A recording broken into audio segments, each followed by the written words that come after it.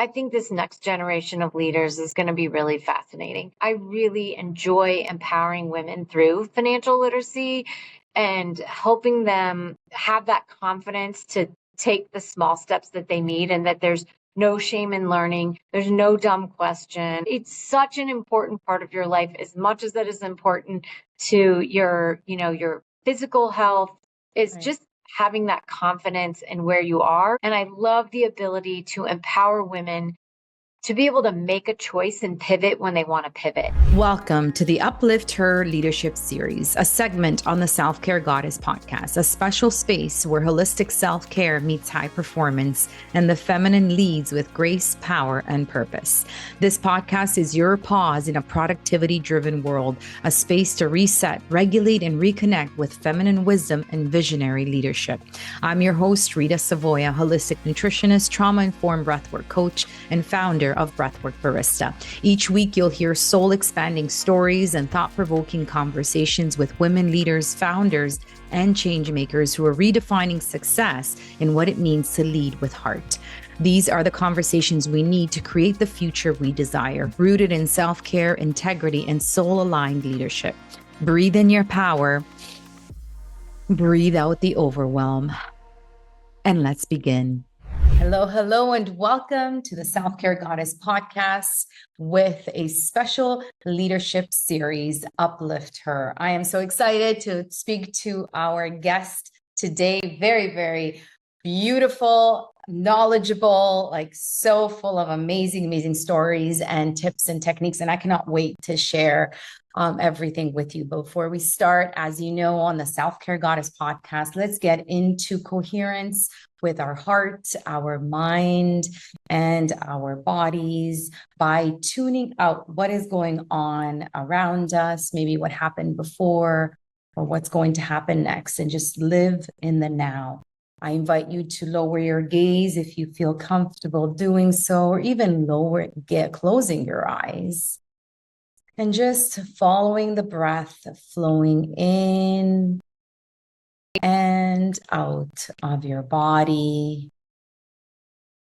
As we're doing this, just maybe taking a quick scan and noticing any parts of your body that might be feeling some tension, some stress. I invite you to channel your exhales to those areas, allowing the exhales to soften and relax any areas that are feeling uncomfortable at the moment.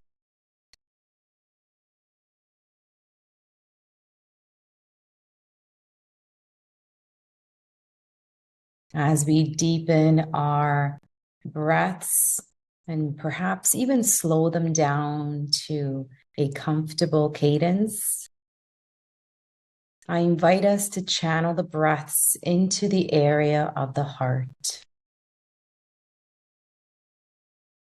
where attention goes, energy flows.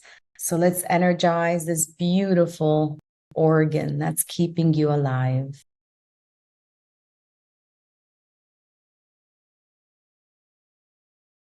And as you continue these heart-focused breaths, I invite you to visualize someone that you are super grateful that is in your life.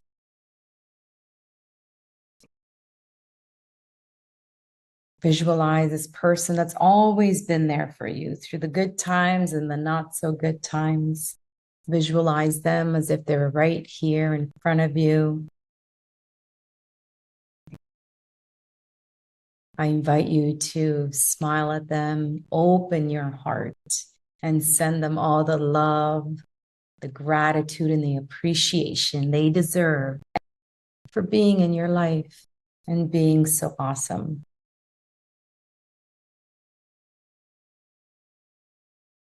And in this space of immense gratitude for this person, let's turn the attention on to you and send yourself some love, gratitude, and appreciation for everything you do.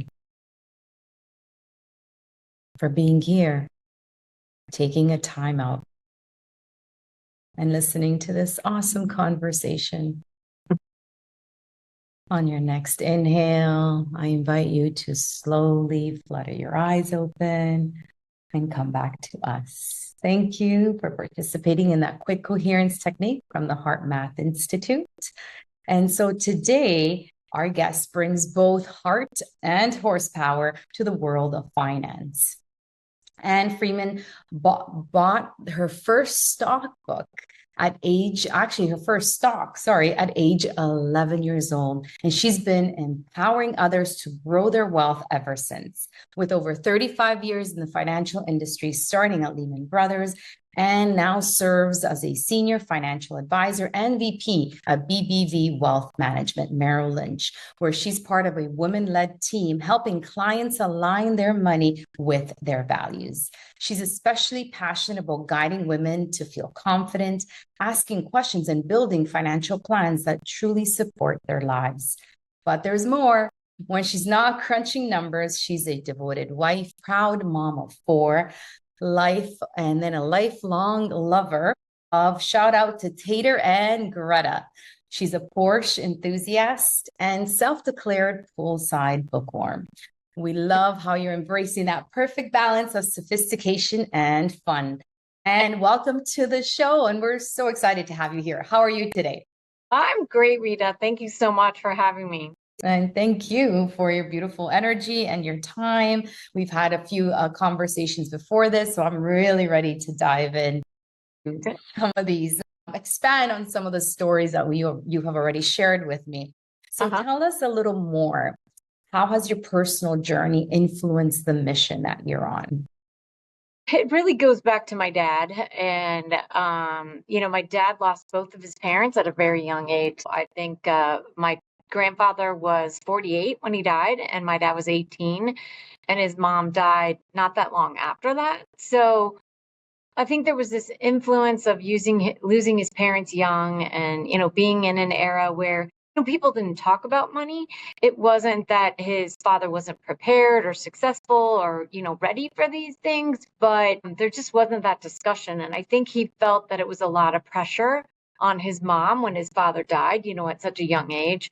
And it was in that era where heart disease, they worked hard, they play hard, but there weren't all the things that we do today, to protect ourselves and take care of ourselves in different ways. He very much loves family and everything about family.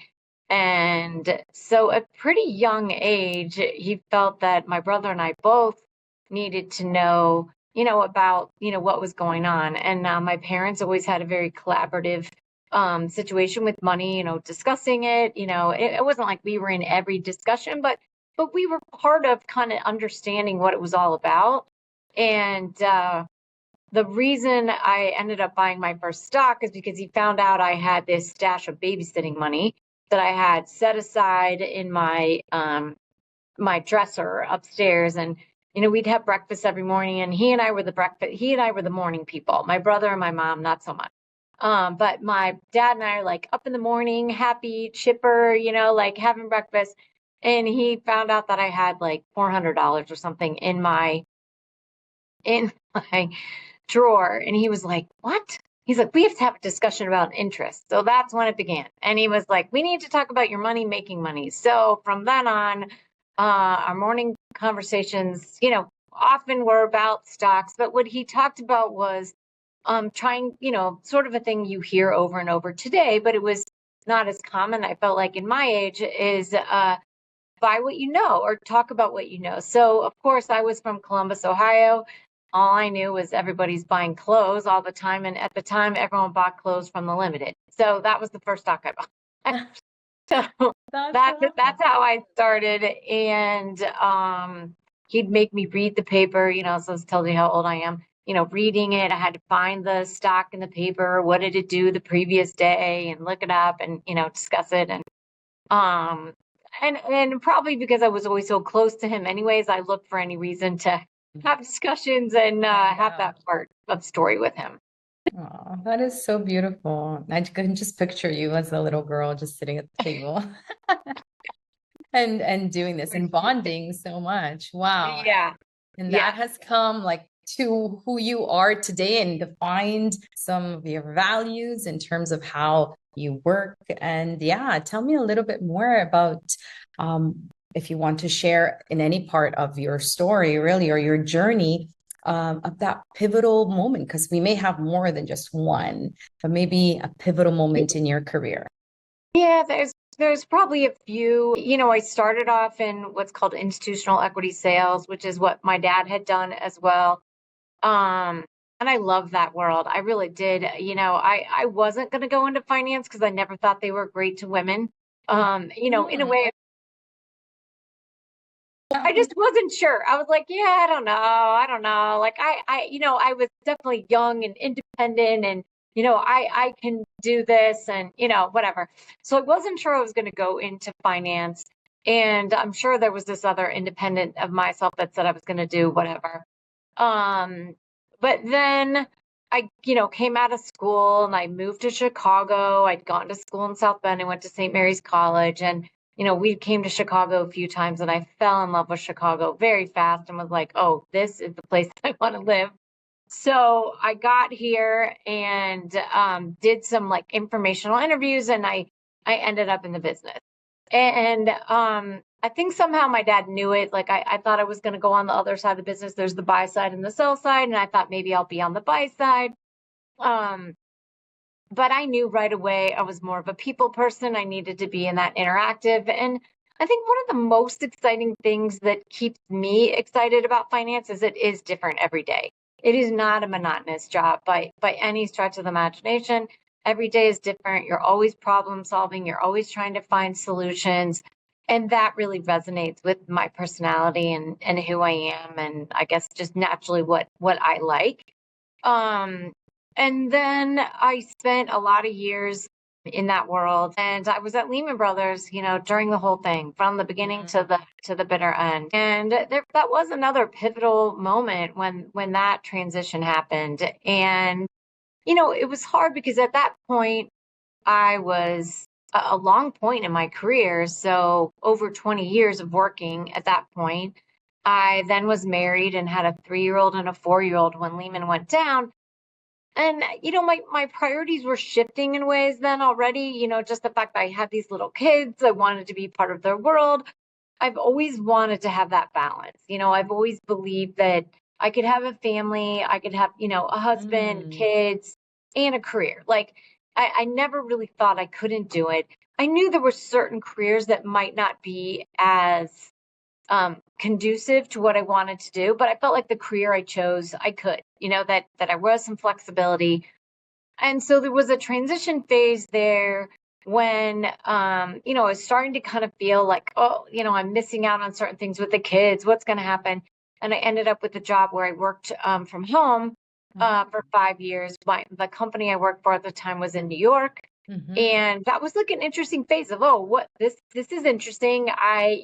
At lunchtime, I could at least walk over with the kids and walk them home. And I'm so grateful in some cases for some of those years because that was an opportunity to meet all these parents of these kids that your kids are in school with. And that is another thing they never tell women. That's like a whole nother job of getting to know the parents of the kids in your class. You're like, Pressure, right? yeah. Yeah. And so you're like, you're not there and everyone's there and everyone's chit-chatting and you don't know anyone. You're like pulling up to get your kids. So I was like, it was good that a couple times I could walk over there at lunchtime and like chit-chat a little bit. And like, it's not just, but there is a person, So then I ended up going, and where the big pivotal change was when I went to start as being an investment advisor a little over 10 years ago. And I worked with my dad and my brother. My dad had always wanted us to all work together. And I was excited about that. And it was a really great and amazing learning experience at that time. So, How many years was that? that was almost 9 years. But my dad now has since been gone 4. So he wasn't there like the whole thing. So that was the other really, really big one that hit me when it was very unexpected when my dad died. And we were obviously always very close. And talked every day, and it was a big void in my life and a change in my life. But he was probably one of the happiest, most positive people I ever met. No matter what, he tried to stay positive. And so as much as my heart was breaking and all these things were happening and I was trying to, I had kids still, and, my kids were in high school, and, people were growing, and, they still needed me to be, there. It was, an interesting phase. You sometimes don't really take that time to mourn maybe in the way that you would. And, you just kind of have to keep going. You have to keep moving on. So it was, everyone faces challenges in their lives, and, some are harder, some, Sure.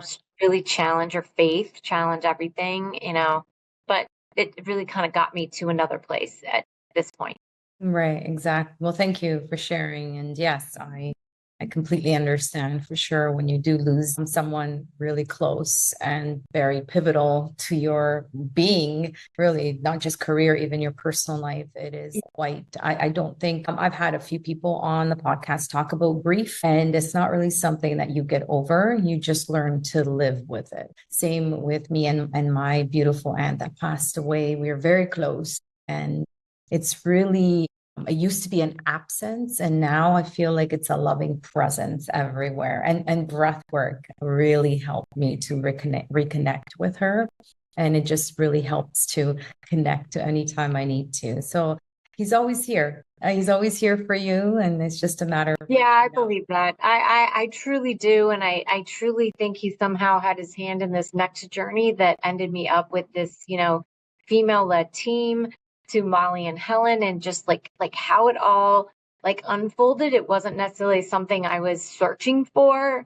And it Right. kind of unfolded in front of me. And I was like, I don't know. I think this is, it took me a long time to decide to make the switch, but um So I feel what like it's a helped great you make the switch. decision? I'm just curious. You know what? There's a couple pivotal times in it, but one of the times when I was here in the offices and meeting with everybody, Helen walked me back to the elevator, and I'd gotten like emotional, like, cause like I still, it was, my dad's loss was still super close to my heart at that point. And I remember I got, sort of emotional, and I was like, sort of frustrated with myself for getting so emotional. But she walked me to the elevator, and she just kind of grabbed me and she said, "You know what, Ann, I don't know you that well yet, but I really think you need this for you." And it was interesting because I hadn't really thought about making a change for myself, right? Like I don't know how to explain that. I think there's so much of your life when you're a mom, you're a wife, you're like doing all those things, you're worrying about everybody else and trying to get all that stuff done. And I really hadn't sat back in a long time and made a big decision for myself. And I think somehow she gave me that permission to do that somehow. And it just resonated with me. And I remember coming home that night and telling my husband, and he, of course, had been saying this for a while, but I was like, whatever, So, I mean, I knew he was right in some ways too, but I was like, somehow I needed that outside person Yes. that wasn't in the inner circle to kind of confirm it.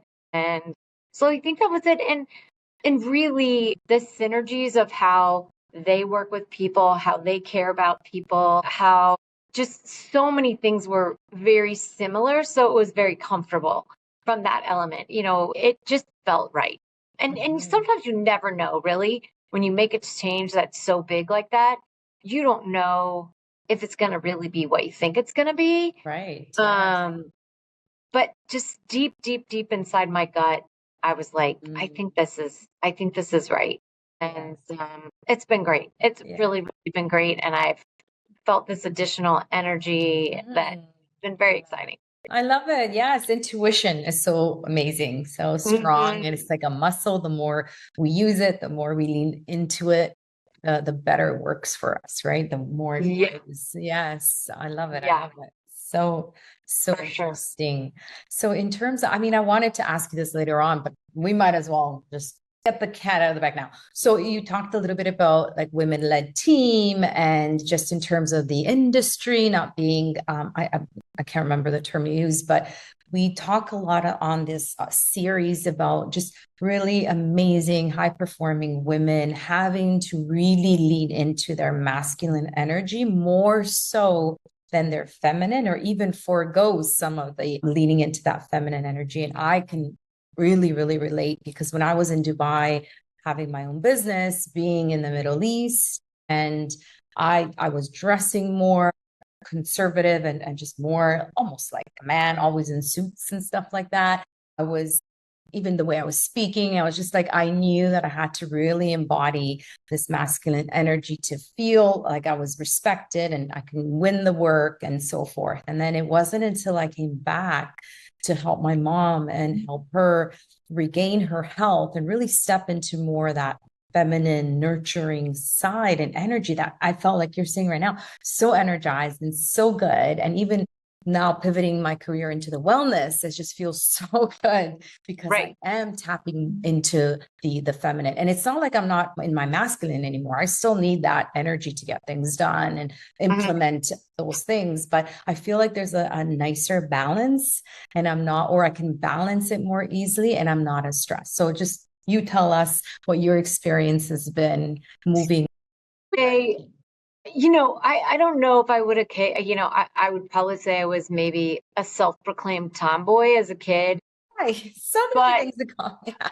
but I was a girl. Like I Yeah. was does that make sense? Like, I mean, like we had our front yard was this huge yard, and everyone played football in our front yard. And like I always wanted to be out in the mix of it. Like I wasn't going to be inside, and I remember my dad, saying sometime, well, just because you're a girl, you don't have to throw like a girl, so I could throw a football and I could throw it the length of the field.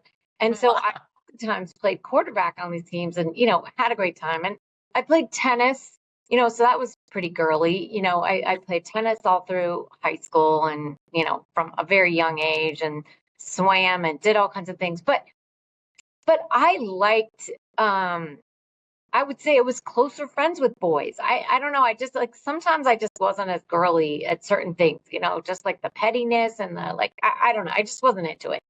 And so I do think that my masculine energy has always been there. And maybe that's because of my closeness to my dad. And, I loved sports. I was always, like football games. And, I loved it all. I love the energy of all that stuff. But at the same time, like, I love decorating. I love entertaining. I love cooking a great meal. I love setting a table more than anything.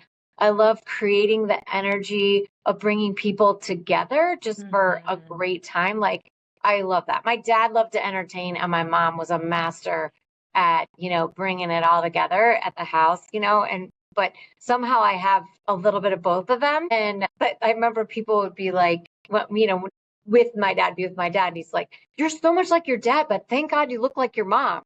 And so I had that energy of both of them a lot, and it just I really brought that in. And I do think that, and there's some elements of the financial world you kind of have to have a little tougher skin, maybe, and I'm not saying that's always easy, but and there are times when it's hard, right? And I get really frustrated sometimes. I'm like, well, why can't you guys hire more, women or whatever? And they're like, we can't find more women like you, Ann. And I'm like, seriously, like there's all kinds of women. We don't all have to be the same. But I think because, the men are hiring, I feel like, they can relate to me, right? So then I'm easier to hire, right? So they don't think about it in a different way. At least that's how I've thought about it over time. It's changing. And the reason I think it's changing now, like super unique for the industry, our whole district is run by women now. So my direct boss is, a woman. The person who's running the region is a woman. So I think that you're getting more influences, Right. and they're all different types of women. And so they're bringing in, that different type of energy. And I've always been a believer that you need both. Yes. You need female energy, you need male energy, you need it together, and to collaborate and really bring it all together in a, positive way. I agree. I completely agree that we need to tap into both. And this is why some careers sort of, are conducive more to leaning towards one than the other. And that's kind of when the imbalance happens. It's really about balance. So what is that one thing that's really sort of stood out to you now working with a women-led team versus just curious? What's the one thing? It's interesting because we all have similarities, but we also have a lot of differences too. And we do have a guy on our team, Gabe, who proclaims to be the only guy. He's like, we can't have any more. I'm like, well, I don't know, Gabe. Like, we might have to bring some more on. But the energy that we all bring together is really powerful. Now, the one thing that can happen with women is we all like talk a million miles per hour, and we talk over each other, and which can be hard, but we're kind of like used to that and trying to navigate that sometimes. But there's a really exciting energy of wanting to grow, wanting to keep being better, and not feeling like we're done. I mean, we're not done. And the founders of the team are just great women, and they're aligned to growing. We have a daughter of one of the founders on the team as well, which is great to have that next gen. Just bringing that whole piece together, to me, I like seeing the legacy of what it can be, right? Like, personally, I'm not sure when I would quit. I mean, my dad worked till literally the last day he died at 83. I don't know if I'm going to do that, but I love what I do. So it's like, I'm not in a big hurry to stop. People are always like, oh, when are you going to retire? And I'm like, I don't know. Like, I like what I do. I love helping people. I like being in there. And I like the energy of learning. There is just, I'm a learner. So I feel like I need that in my life. Right. So amazing. Well, thank you. Thank you for that. So I know you've done a lot and you keep continuing to do a lot. I'm curious, have you ever experienced burnout? Yes. Okay. So what were some of the warning signs and how did you actually recover from it? Oh, it was pretty rough. So when Lehman went down, it was so September 15th, I'll remember it for the rest of my life. I'll never forget that weekend. My grandmother, who was my only grandparent my whole life, died about a month before. And that was really hard, and there was all this stuff going on, um and then there was just this constant stress every day. And unless you were, I think in it every day, it was just hard to know that what was going on. It was hard to explain to anybody. But you just keep going. You just keep going, keep going, keep going, keep going. And then when everything ended and, they were exiting me and like all the stuff that was going on in the beginning of 2009, and they basically let Lehman fail, right? Then Barclays came in and eliminated all kinds of people that had been there for a long time. So even though there was a part of me that was kind of wanting out, it still was a shock, right? And I'd been looking for a job, and I had a new job pretty quick, but it hit me really, really hard. The burnout was at a level that is really hard to explain, and I experienced what they called episodic depression. And I'm a person who wakes up pretty happy every day, so it was really scary for me because I just couldn't explain it, like all the emotions that were going on. Right. And there was this just extreme fear of, can I do it again? Like when you're young, you just go. And you're like, and you get somewhere and you get to a level of success and you're like, okay, I'm here. Now I can kind of celebrate it. I can keep going. I'm going to motivate. I'm motivated to go all the time. But when it comes crashing down the way that did, and all those years of work went to zero in one full sweep overnight, it's a lot. And no matter how well prepared you are, and I had done a lot of great things to keep myself prepared, but it was a lot. And it all came down at once. And I had, little babies. I remember going to Florida for, I was like, I remember telling the teachers, whatever, they were in like 3-day preschool and 4-day preschool or something. And I'm like, I'm taking them out. They're like and whatever, to which I'm like, I'm pretty sure I can teach them what they need to know over the next few weeks. And, so I did go to Florida for a while and stay with my parents. And, but it was hard. And then right as I was starting my new job, we very unexpectedly went home for another funeral. And we found my uncle. My uncle happened to die the same day. So, and it was my dad's youngest brother. And it was just so many things. And in life, you just, you do keep going and going and going. But I hit a pretty hard breaking point. And it took a lot. It took a lot to get myself back. I did eventually do talk therapy. Talk therapy was very good for me. I responded well to talk therapy. Surprise, surprise. So as my mom likes to say, I came out of the womb talking and telling her I could do it all by myself. So yeah, so I found a great person, and, she helped align a lot of these things for me. Like, the things I can say today, I didn't necessarily know in the moment. Right. Yeah. But like now looking back, I can see it. But yeah, so that was really one of the better things. I am like a person that used to be a person that worked out all the time. I was a crazy fiend of working out, which they actually were like, I like too high intense, like I loved spinning class and I loved all these things, these really high intense things. And they're like, More cortisol. Yeah. No. You're addicted to cortisol, girl. You gotta like bring that down. I'm like, what? Like that doesn't do anything. I'm like, do yoga. I'm like, yoga? That's frightening. Like, so I did start doing yoga then. I started doing some other things and I enjoyed it, but I didn't get that same like feeling that I would get. The high from the endorphin. Yes. Yeah. So, but exercise and movement was one of your go-tos for sure to help you. Yeah. And my dad was always one, even when I was younger, like, and I'd be all frustrated about something. He's like, you haven't been to work out, have you? I'm like, yes, you're right. Oh, okay. Like, release. He always knew I needed that. Like, but that's why I loved like spin class. Cause you go to spin class and you can't think about anything else. So you're falling off that damn bike.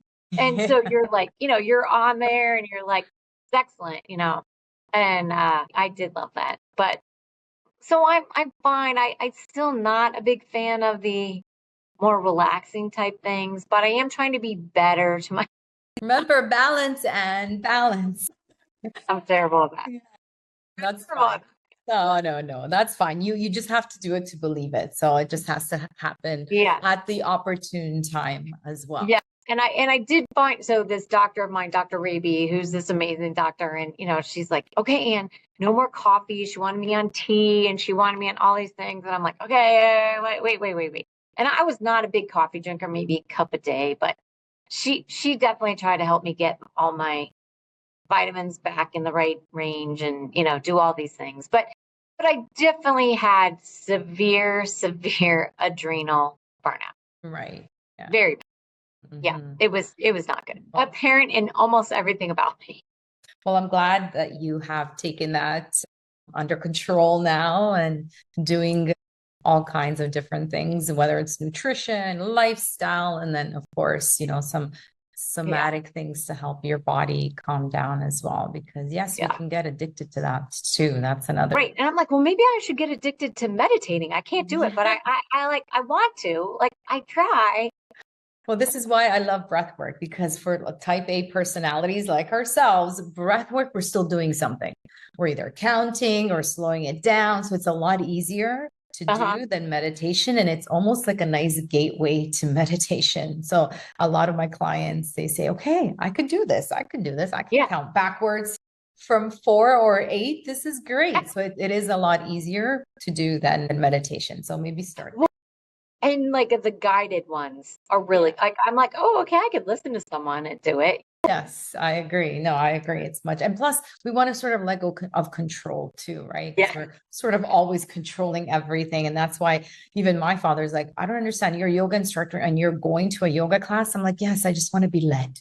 I don't want to, lead. 100%. Oh, yeah. I think every woman in the world knows that at some point. I'm like, okay, yeah, I don't want to have to make a decision. I don't want to have to like do what's it called, Blue Apron, and I'm like, oh my god, the box comes, there's a recipe, all the ingredients are there, It requires very little thinking. It's just all the part I like, the chopping, the like thing, but I don't have to be worried that I don't have an ingredient. Right, exactly. I love it. And kids, if they So well want to thought eat, out. they got to eat it. They things. Maybe they don't always love everyone. Amazing. I love that. I love that. And that's a coping mechanism as well, right? So you don't have to Yeah, worry about those things. And we're so fortunate these days that we can have that as well, fresh organic food too. So I'm very, very happy with totally. that. So as a high performing woman, what do you think has been the biggest internal struggle that you faced on your journey? There's Mm. a lot. And I love how you said there's a lot. That's I don't know that I think of myself as a high performing woman. And so it's kind of funny that on the outside that people think that, but and you're definitely high performing. I, because I'm like, oh, I don't know, am I like, but I would say the biggest struggle I have is, which I think is probably common with a lot of women, is like making enough time for myself. Like Mm. really like saying, okay, I need to have this time to go work out, or I need to have this time to go do this, or I need to have this time because I will almost always put everybody else ahead of me.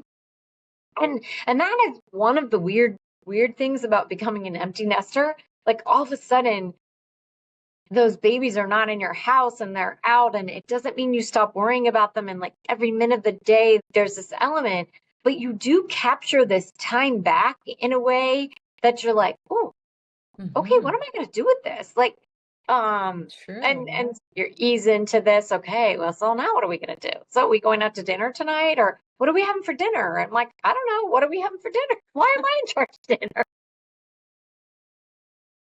I don't know. It's an adjustment in life, but every Hmm. stage has its good and bad, I guess. Right. And which is a nice segue actually to my next question in terms of how do you balance the demands of leadership with your personal life? So maybe how did you do it before? Because you said something really interesting in the beginning that you believed you can do it. You can have this balance. You can have, be in a relationship and have kids and have this demanding job. So that for me, that's huge, having that belief. And so tell us a little bit more how you did it prior to the kids leaving the Well, nest. you do have to start by picking a good partner. Yeah, it all starts And from there. that does help.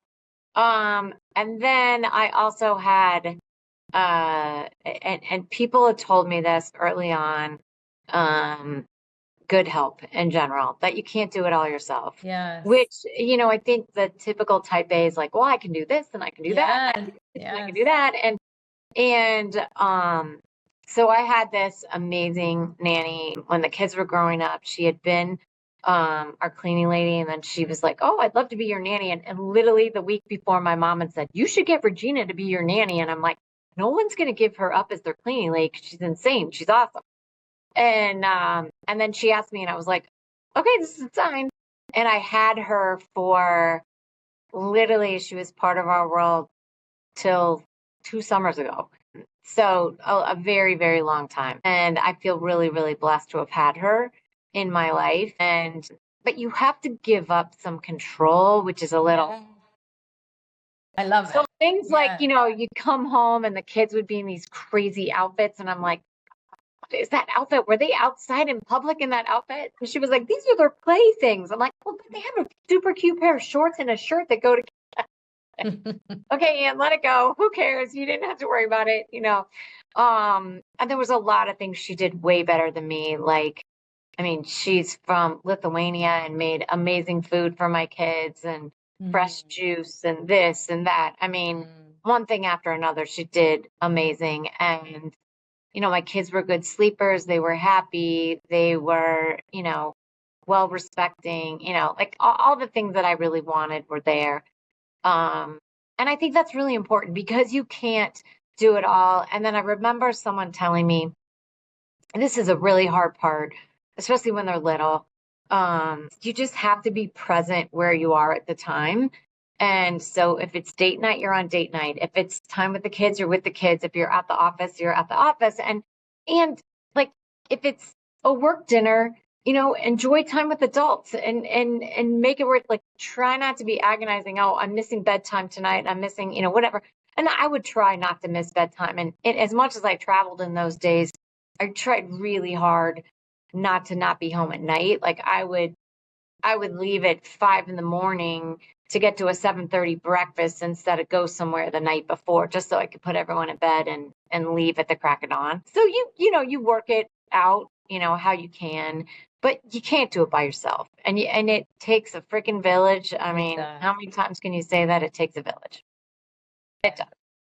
And we have great, great like family friends around us too, that I feel like my kids have other moms. Like, I always had kind of what I considered other moms in my life. And I think that's really important for them. And like, sometimes maybe they didn't want to talk to me, but I knew they would talk to their other mom. Yeah, that's so beautiful. But I love the control, the letting go of control. That's like, woof, mic drop right there. And that was just gold. That is so gold, because I find that as well. Like, a lot of even clients I talk to, they're just complaining about how their husbands do, or partners, they do the dishes. And I'm like, they're doing it, right? They're just doing it, the dishes. It's fine. Let them do it, because then they get discouraged and then they don't do it anymore. And then there you go. 10 years later, you're resentful that they never do the dishes. But I love that. Yes. And it's hard, right? As a high performing, like, you're doing everything at work and in your professional life, and then just to come home and be this totally different person, very difficult. But that's how you strike that balance, right? And I love how you talked about priorities, because a lot of us also talk about that it's really not about balance, it's about prioritizing. And you're right. One day it's going to be work. Next day, you're going to go to that recital. You're not going to miss that recital. And there is research out there saying that women that are working actually spend more quality time with their children versus women that are at home, because they take it for granted, right? That they're at home and they're with their kids all the time. So I feel that that's an amazing statistic too, that more and more women should really look at, or at least read the research, that so that they don't feel so guilty, right? Because it's guilt. I think, both are a little resentful of each other sometimes. You're like, I work all day and they're home all day. Like, there's this weird, kind of push and pull there, but you need it all. You need to kind of have those people and find those people around you to really make it work. Surrounding yourself with people that can and surrounding with people that align, with kind of what your beliefs and how you want, your kids to behave, as I said, like, even what I would call my kids other moms, I'm like, if they tell you you can't do something, you have to listen to them as if it was your mother. I don't care. I mean, which I'm not sure parents nowadays would do that. What do you think? Are they doing that? I don't know. I don't see that. I would say too many of them. I remember my mom saying, I'm your mom now, I'll be your friend later. And that was pretty much the role. I was like, like, no, like, why are we having a discussion if a 2-year-old needs to wear his coat going outside in the cold? I'm like, this is not their decision. Yeah, exactly. I love that. Yes. Bring that back, please. Mine be a parent first, and then a friend later. I love that. So tell us, share with us, what are your top 3? I know we talked about self-care, and self-care being a little bit, maybe taking sort of the back burner in a lot of ways, but now you have some time. So what are your top 3 self-care, let's say, practices, rituals that you do to help you stay grounded, energized? Well, so one I have, which this sounds kind of crazy, but I have been really trying to focus on sleep. It doesn't. That is huge. I have never been like, I was never the mom that, like, when the kid was taking a nap, I was taking a nap. I was like, of course, doing 10 more things, like, and so I was pretty high functioning on little to no sleep, but at some point that really does wear on you. So I've been trying to be much better and conscious about getting my sleep. Yes. I would say I am better than I was. I mean, but it's always a work in progress. It is, especially if you're so used to being a night owl or doing certain things You before see, I'm an bed. early morning. I wake up Okay. early. So I'm more like I go to bed now. But the one thing I found is like now sometimes I'm letting myself sleep in a little bit more because for my whole career, I always had a 6:10 a.m. call. So I either had to be in the office or on it or, whatever. So since I've been here at Merrill, I'm not on that 6:10 call anymore because I'm like, yeah, I don't need to do that anymore. It's the Yes. first time in 35 years or whatever, I haven't had that. So I really let myself realign a little bit in the morning. Now I found myself then staying up a little later. I'm like, hey, Mm. I need to go to sleep early. Back to go because I'm still work in progress on that and see if I can change my sleep pattern some because I do still prefer that early morning by myself, that quiet in the Yeah. morning. And It's now I kind of magical. yeah. It is magical, that early morning sunrise. And well, what can help you with sleep as well? Because I'm fascinated. It's one of my 6 pillars of self-care. So when you said sleep, I was like, "Oh, interesting. What are you doing?" So it's, I call it sacred sleep. It is so important for us. I always start with the fundamentals when I help clients, and it's okay. How are you sleeping? And they just look at me like, "What do you mean?" I'm like, "How many hours? Like, do you wake up to go to the washroom? Like, what's going on?" And it's really, we always think when we're thinking sleep, our sort of our bedtime routine. What do we do before bed? But it's actually how we start our day. So it's even that morning Oh, routine. really? Yes, exactly. That will actually set you up for a really successful sleep, because then we kickstart that circadian rhythm, which is that internal clock. And then all our other organs have these other mini clocks, right? To allow our bodies to actually around 7, 8 o'clock after dinner to feel sleepy so that you have a good night's rest. But that actually starts with some morning sunlight.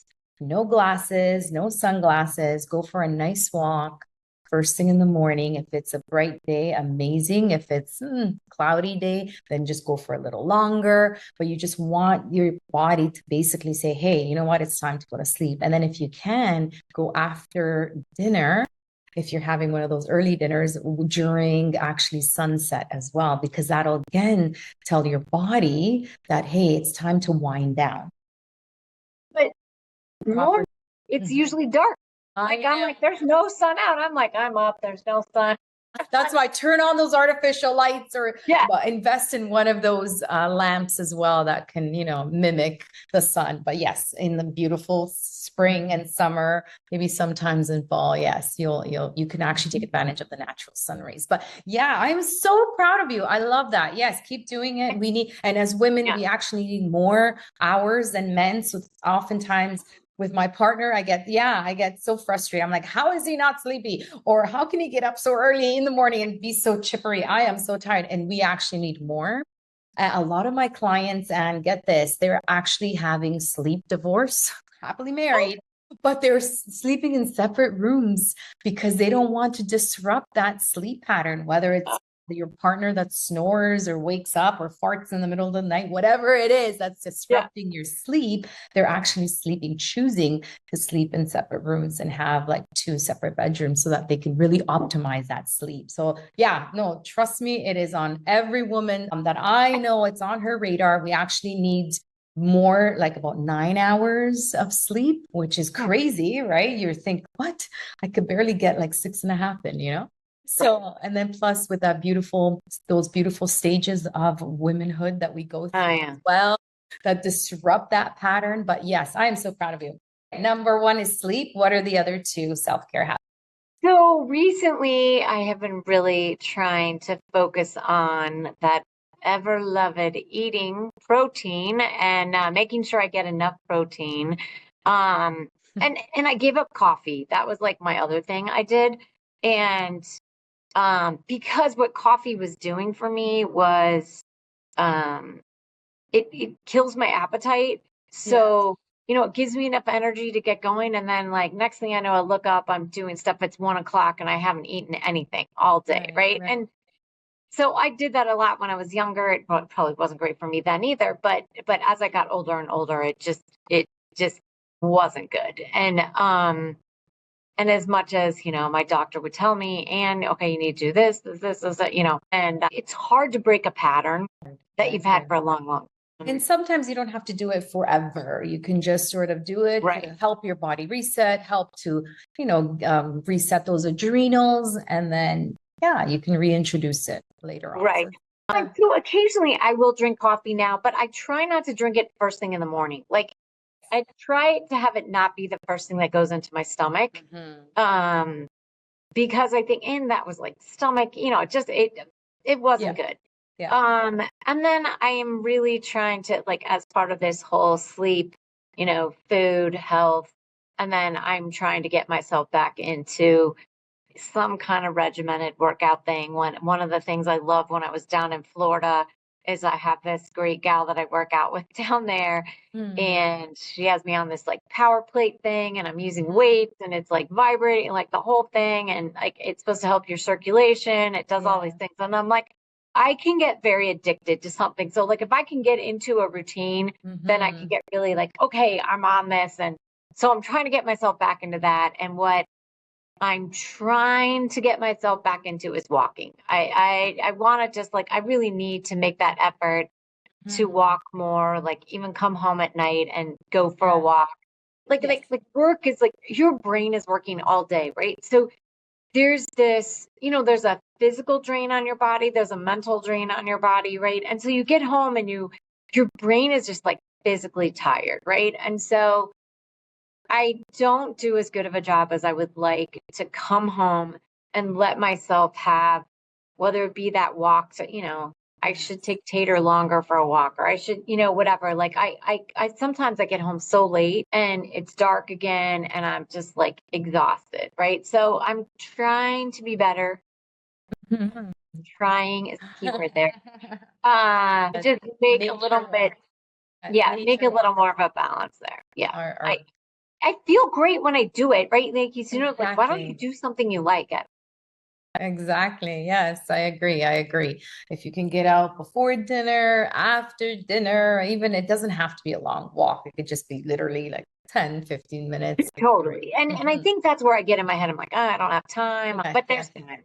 Okay, exactly. I love it. I actually want to try the trampoline for lymphatic drainage, and I think that would be really fun. Or a rebounder, That's kind of what I want to look into these days. Yeah. So I feel it might be similar to this. Yes, vibrating plate.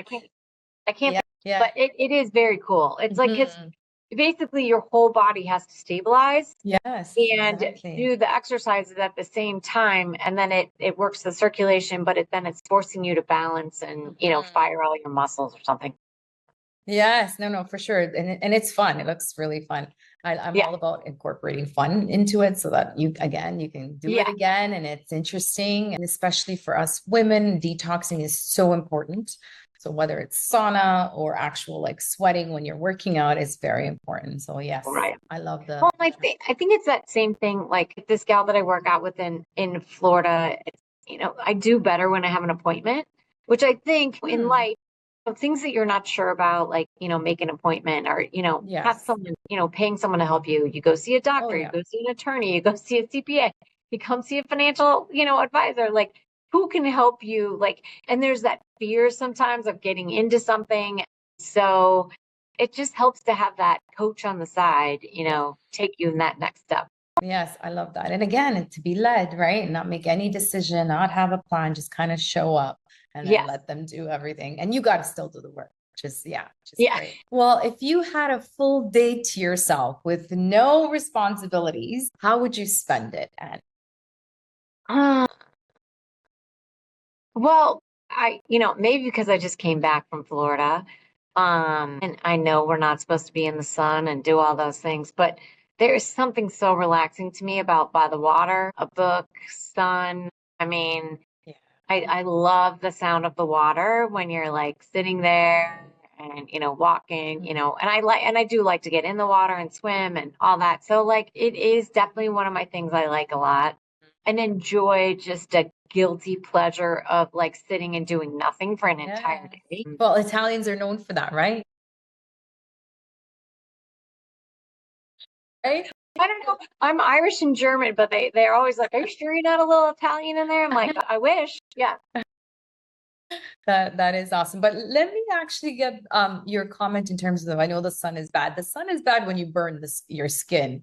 If you protect your skin, whether it's under an umbrella or with some obviously safe, clean, non-toxic sunscreen, we're good. Like you can stay under there. So it's just as long as you don't burn your skin. So I'm a big proponent of the sun is like one of our best healers, right? It can really heal and that's how we synthesize vitamin D. So we need our sun, and that's why we feel so good when we are in the sun. So yes, I agree. It is. It's just like, and especially being in Chicago, in like January, February, it's cold, and so one as an empty nester thing, we worked from Florida this March, my husband and I, and and so just like even a couple times, like I might sit and, I have to listen to a call and I'm like taking notes, and I did it, sitting in the chair where there was a little bit of sun out, or I could, go up to the gym in the morning and ride my bike up there, and, you weren't like schlepping on boots and, exactly. So it definitely gave me a lift, like you're like, oh, okay, I might be able to make it through the rest. Exactly. No, amazing. So, Anne, what piece of advice would you give high-performing women who are struggling to find fulfillment? What piece of advice? I think one thing that I would have told, say, my younger self is... Well, that was going to be another question, but that's okay. I'm kidding. Okay. So, same thing, right? Like if I'm looking back, definitely get help. You need people around you. Get those right things around you. And you do have to let go of control, which really sucks, but you have to do it. And it's hard, and everyone knows it's hard, but you do just have to be like, that's what's so important about getting the right people around you, because if you feel confident in the people that are helping you around that, it's a little easier to let go of that control. That, and the part that I'm the worst at is do not forget about yourself. That part I'm terrible at. But you're getting better. And I'm you're slowly getting realizing better. Exactly.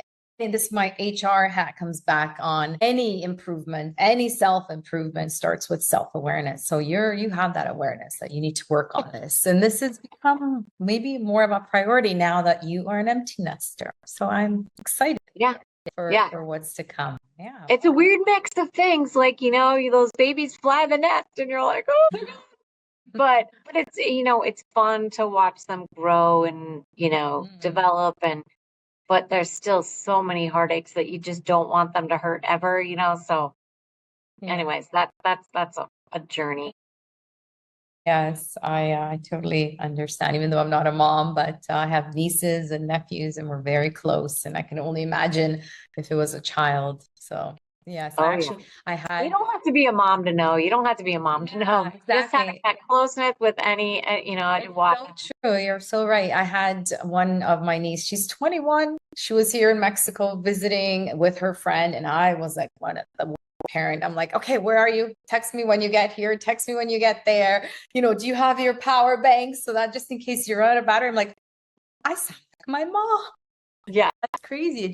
That is a classic where you're like, oh my God, these things spewing from my mouth are exactly what my mom said to me that I said I would never say. Exactly. And then I had to bring in my affirmations. I'm like, all right, everything's going to be fine. She's a smart lady. Like, nothing's going to happen. Like, just relax. There's nothing you can do, right?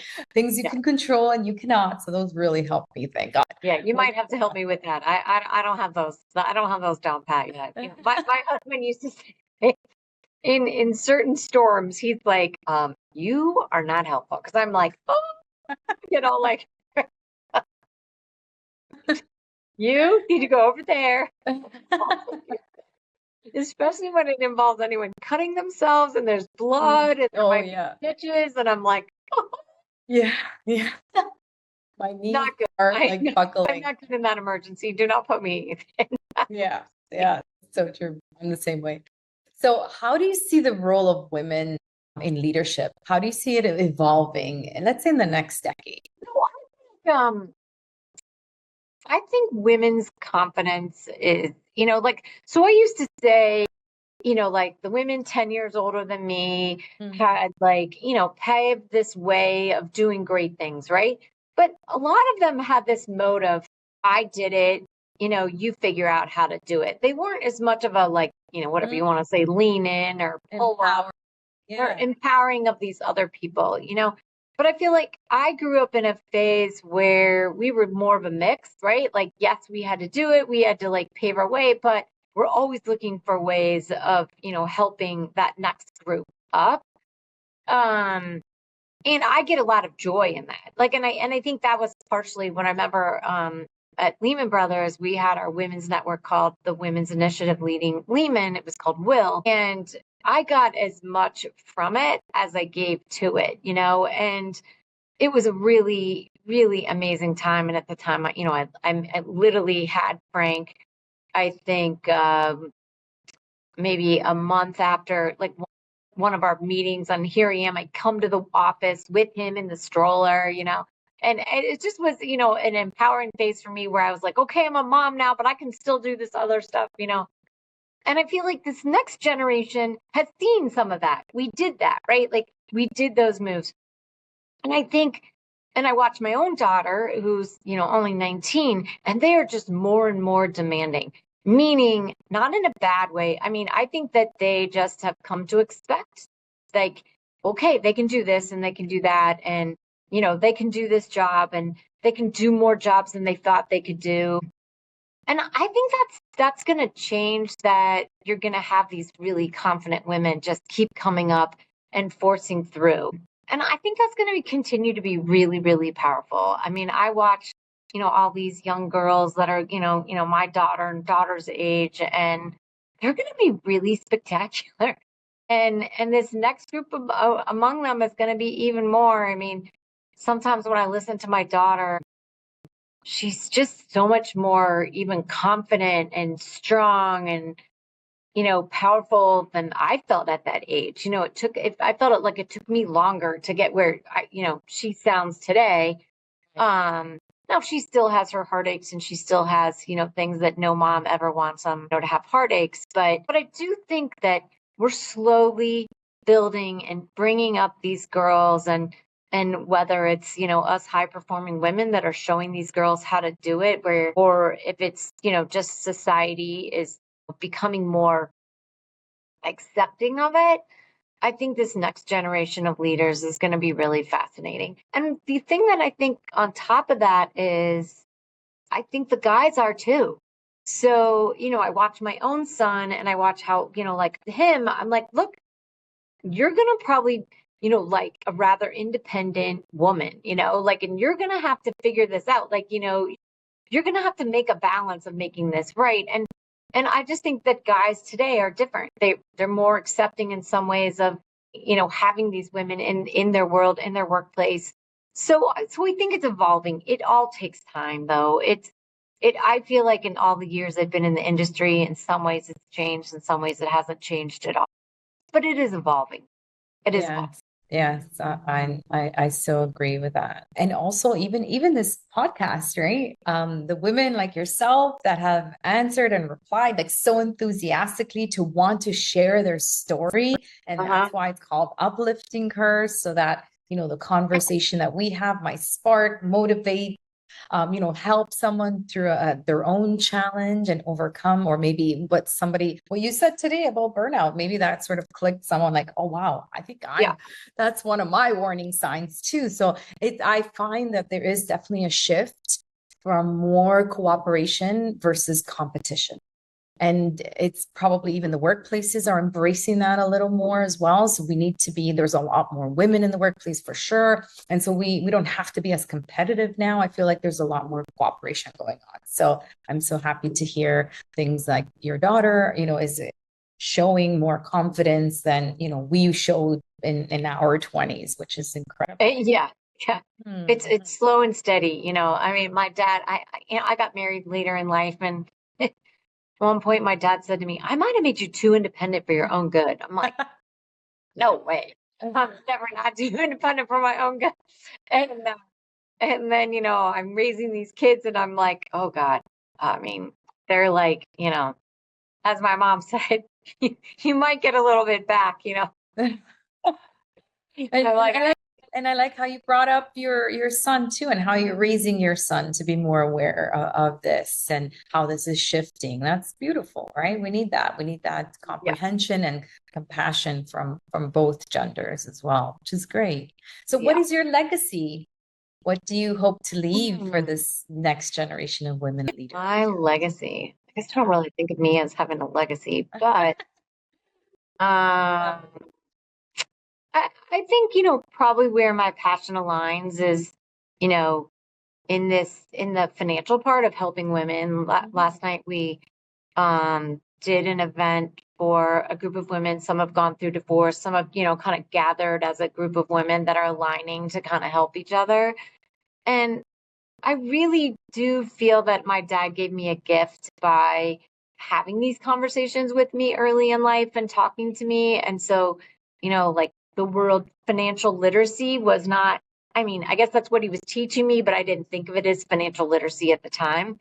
But I think that I really enjoy empowering women through financial literacy and helping them have that confidence to take the small steps that they need, and that there's no shame in learning. There's no dumb question. It's really one of my favorite things, so I really do like that element of making them feel more confident and not wanting them to feel unsure of their space. And one thing that Helen says is, in the past, a lot of times women were forgotten in the conversation, and not so much forgotten or overlooked.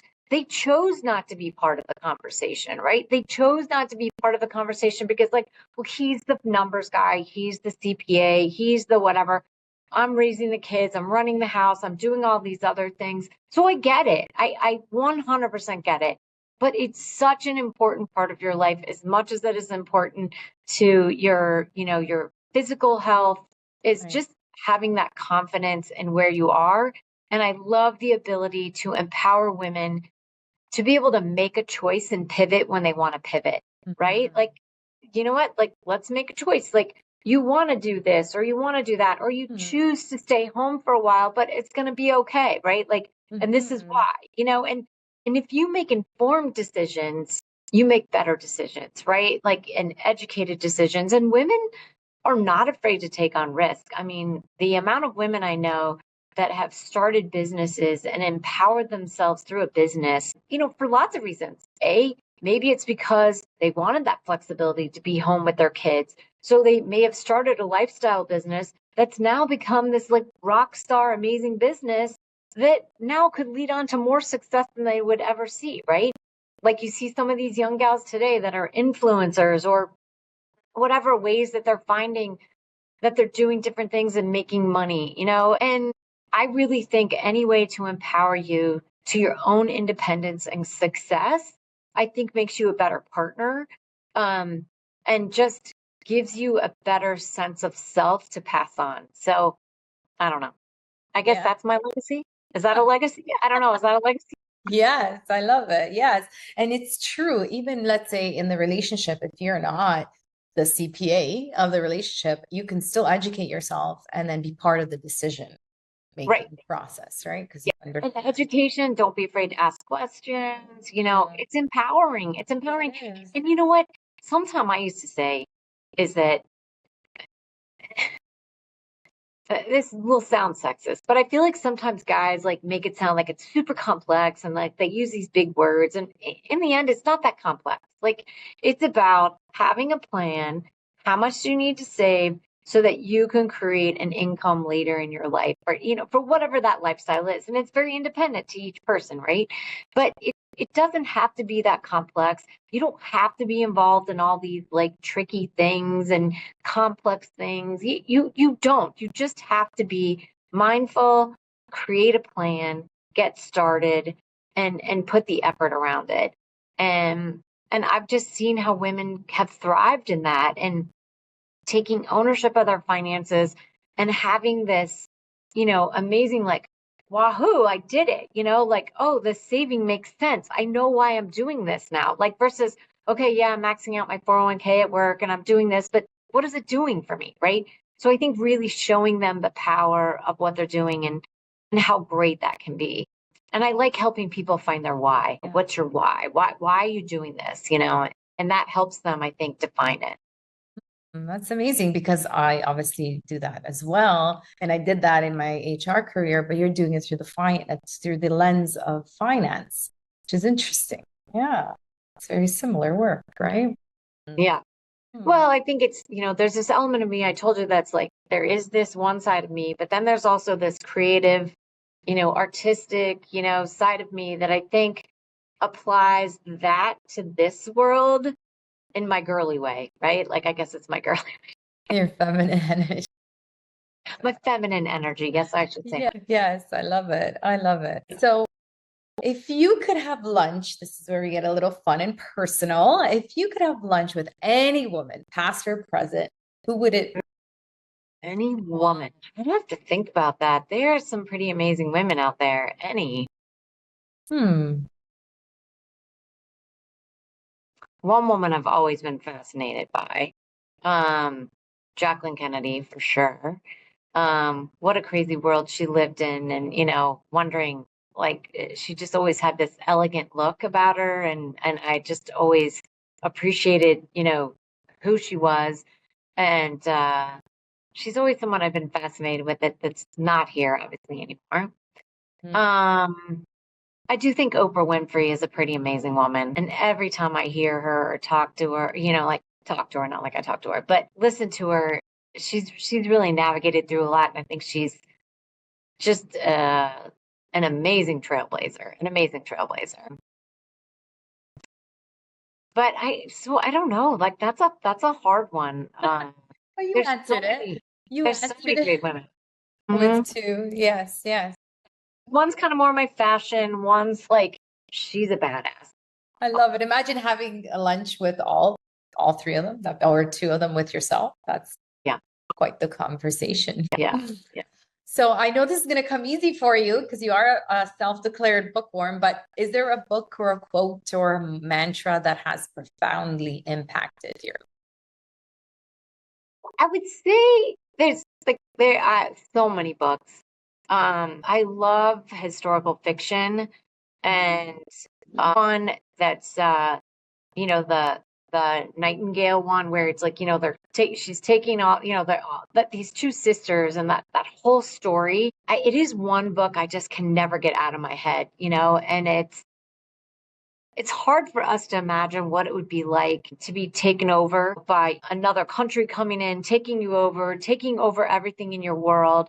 And then these people that had this courage, to try to get people out. And it is such a fascinating story. I could read it over and over again. And I think I like it because it's historical fiction and it's these strong women from very different points of sisters, but they each tackled it very different. One was more the wife and the had children and a husband, and the other one was the rebel, in that way of standing out there. So I really love that book. But there's so many. No, right? I know it's a hard one. It's a hard one. It is a hard one. Yeah. So I know In a business book, I would say I love Fran Hauser has a book that I loved, and like the whole concept is like basically being who you are authentically without becoming the bitch. Because there was this phase in the workforce where I felt like, everyone you knew whose thing was like, like the woman's always the bitch, and it's like, and I didn't want to be that person. I wanted to be able to be my authentic self, and I wish I'd had read that book earlier in my career. But I give that to all kinds of girls when they graduate from college because I think it's a lot of great insight in it. and that's for me because I resonate with that a lot. I felt like I needed to be that, to be in my masculine and to be that. When you were talking about Dubai. Yeah. Yes, and in order to be respected and to have these win these contracts and be considered. So, and then coming back, I was like, oh, I don't need to be that much of a bitch anymore. I can still lead with grace and thrive without, putting myself under that pressure of being this unauthentic person, right? Or at least not in it all the time. Yes. Well, and I think to your point, like as being a learner myself, and I love technology. I'm like just I'm like just always been avid in technology, and I think that continual drive to learn and help improve and know that that other part of you don't know what the future is going to bring, and that other part of letting go of control is sometimes just having the faith that it's going to be okay. Like it might not be the path that you think it's going to be. Like I came out of college, I thought I'd get married at 25 or whatever. I didn't get married till I was 37 or whatever. I had kids at 38 and 39 or, almost, yeah, 30, well, whatever it was. I was old. But, that wasn't the path I thought it was, but I couldn't have asked for anything better. In the end, I had time to have my career, do some things that I did then. Um, so Yeah. confidence doesn't really come from predicting what's gonna happen, but it comes from being somewhat prepared for the change, right? Like there will be change, right? And knowing that you have to adapt to the change, right? So um Wow, that's beautiful. and keep being open to learning. That's one thing I watched my dad, 83-year-olds, was always still willing to learn. I mean, he like maybe didn't always get the computer, but he was there trying to figure it out. And Yeah. he wanted the latest iPhone, and he was like, he was always out there still learning and not being. It's true. And it reminds me of a very, very famous quote by Michelangelo. Of course, he being the masterful everything, a man of many traits. He has a very famous quote that he wrote when he was 88. I'm still learning.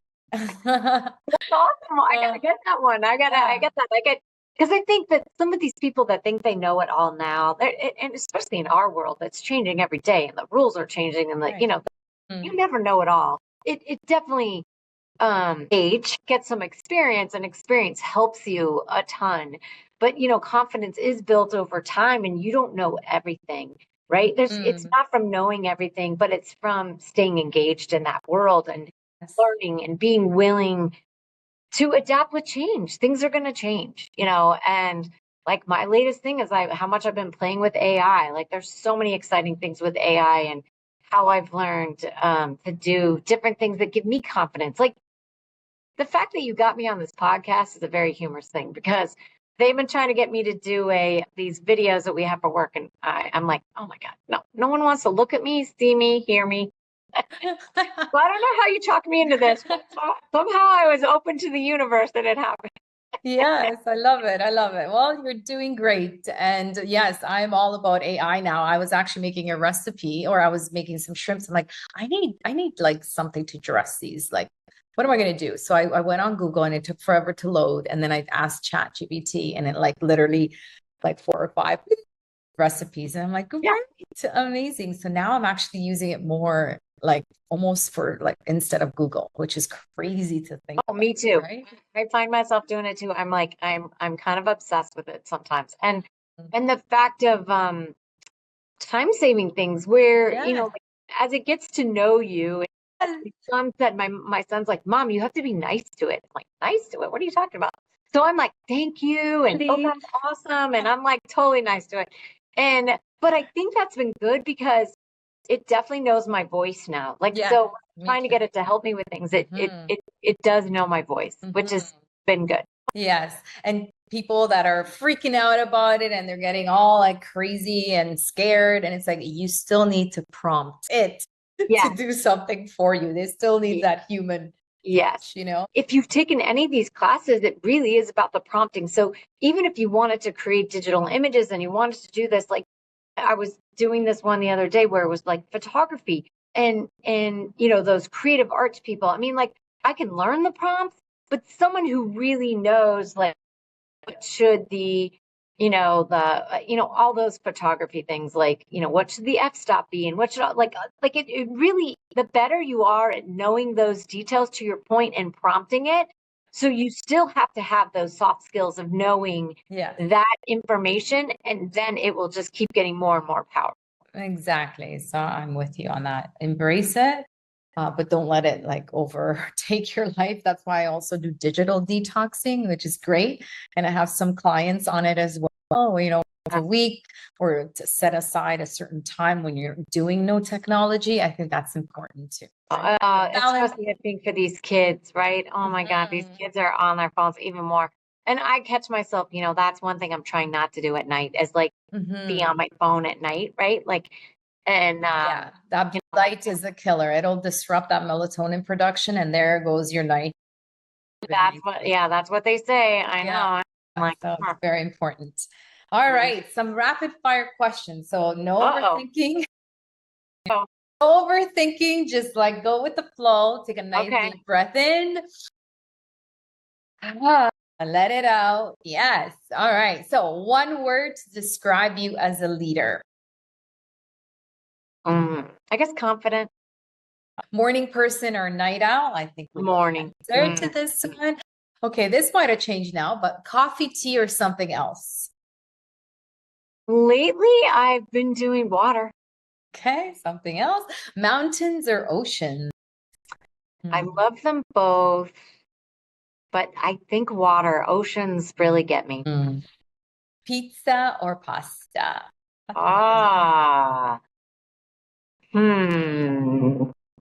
I probably eat pizza more often, but I love good pasta. Somewhere in me, I'm Italian. I mean, I'm more pizza for sure. I have to have pizza once a week, but you're right. A good plate of pasta is also needed at least once a month. Favorite way to sell bolognese. Yummy. That used to be my favorite before I not gave up, but I stopped eating meat. So now I do lentils. That's my meat. Favorite way to celebrate a win, big or small? Small. I probably don't celebrate wins as much as I should.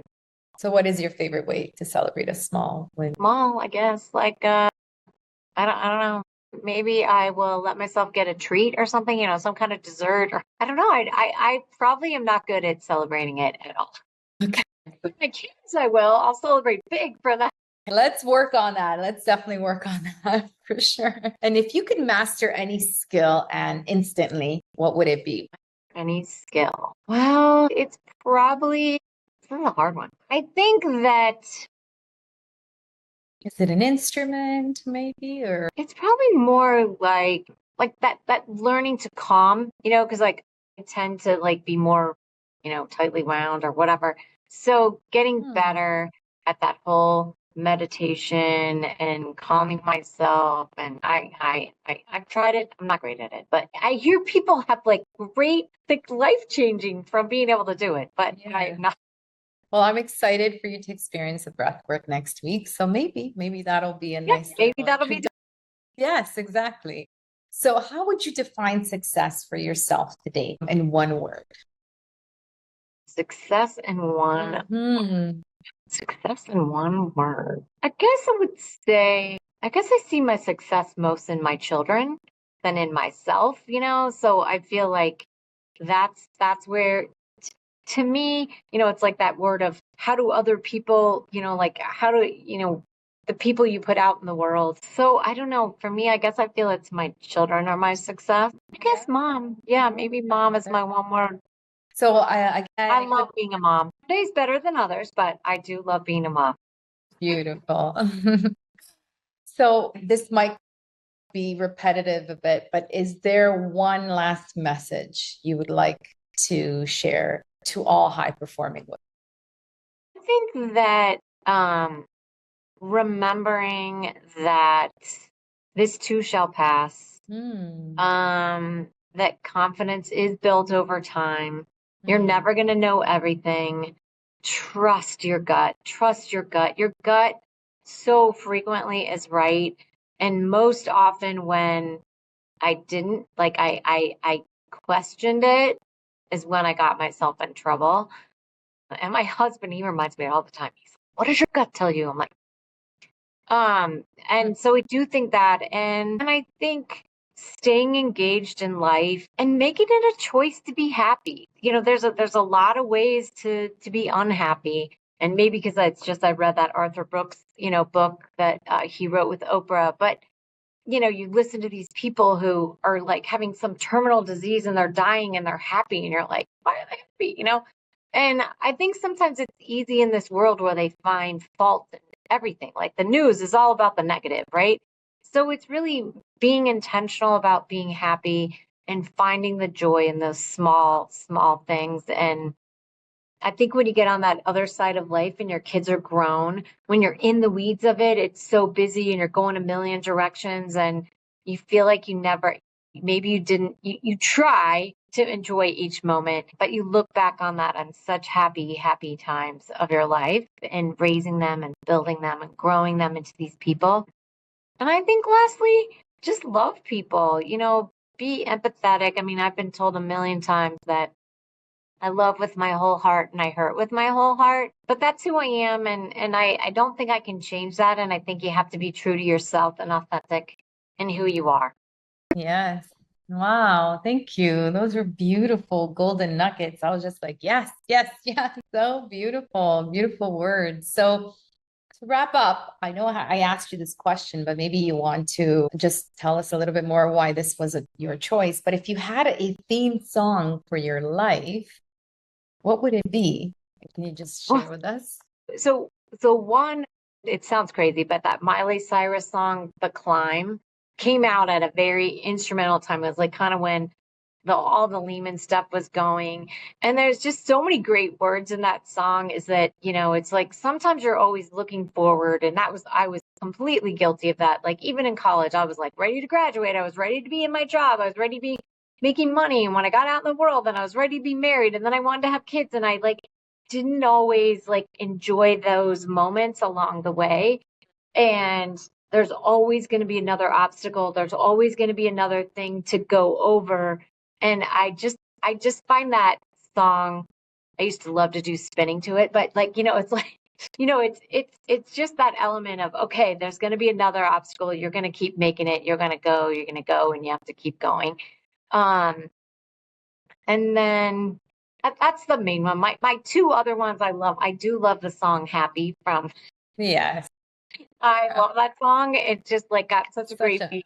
Picker upper. It's so true. I have my morning lift me up. I call it tiramisu because that's what tiramisu means in Italian. Lift me up. Yeah, that's on that playlist. Yeah, it's like a great one. And then I do love this song, Blake Shelton's song called Save Your Shadow. And a lot of those times when I was unsure and you feel like your faith is really shaken and I'm definitely someone of pretty strong faith and but there were times when I'm like, what is going on? Like, what is happening? And it's just one of those songs that's really embracing and that, there is, have that faith that it is, this too shall pass. This too shall pass.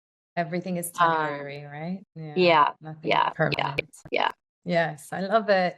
And that's why music is so important. It's another healing modality as well that I highly recommend people tap into for sure. And this has been amazing. I think you just started a podcasting side gig career. You're great. I don't know that. I don't know that. I'm sure when I go back and look at this video, I'll be like, oh my God, get me off there. Oh, no, it was so amazing. Thank you for speaking through your heart, with your heart, from your heart. It was just so enlightening to hear some of your amazing journey, what you've gone through, how you've handled it, and amazing advice and tips. And thank you so much for taking the time out of your extremely busy schedule to share the beautiful energy that you have with us today. And I am so grateful from the bottom of my heart for you. I don't know how you found me. I know you sent me your email and then what made you find me and there was something in your thing about some reason people are, meant to find each other. My mom always says that, people are crossed for reasons and so it was good for me too. Good for me too. So thank you so much for your time and finding interest in who I am. I don't know that I'm that interesting. You are. Keep shining bright. And I'm so excited that our paths have crossed. Who knows what it might lead us to. I am too. Thank you so much. Beautiful, beautiful day. Take care. Bye. All right. Have a great night. Thank you for joining us on UpliftHER Leadership Series, a special segment of the Self-Care Goddess podcast. If this conversation lit something up in you, please share it with a fellow changemaker, and let's keep building a new model of leadership together. Follow me on ritasavoya.com and stay connected for more conversations that blend well-being, wisdom, and bold feminine leadership. Until next time, breathe mindfully, live intentionally, thrive gracefully, and remember, self-care is your superpower. Ciao for now.